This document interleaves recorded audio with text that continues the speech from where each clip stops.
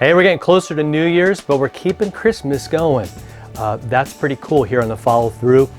So what are we doing? We're going to do what we always do, listening to God, living for Him. I'm Pastor Fred. Hit that subscribe button, share this with somebody. And we're talking about one of my favorite things to do, which is to sing. Again, I'll admit I'm not the greatest singer. I'll probably throw you off. I'm not always on key, but I just love it. I love to listen to it. I love to sing. And I'll apologize if you have to stand next to me in church. I just feel bad about that.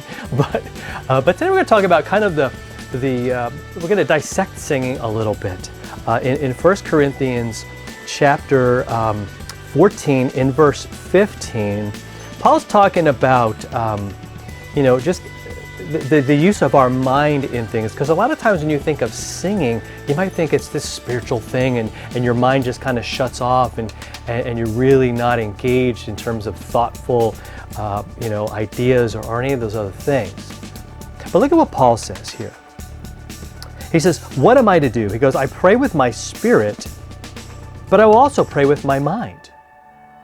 I will sing praise with my spirit, but I will sing with my mind also.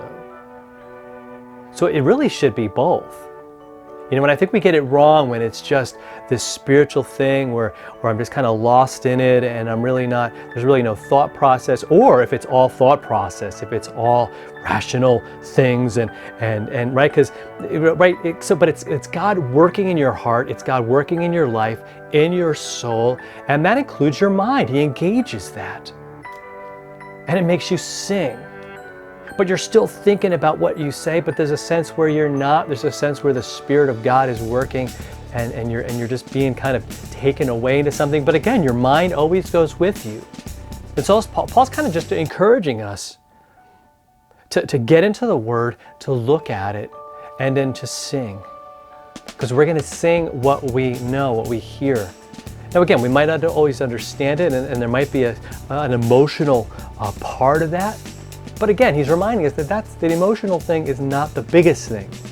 It's part of it, but it's not all of it. All right, so I hope that encourages you to just let loose with your singing, but also be engaged in the Word of God when you're singing as well, and when you're praying, and when you're talking to God.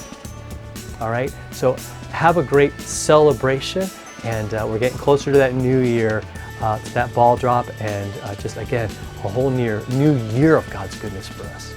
See you next time.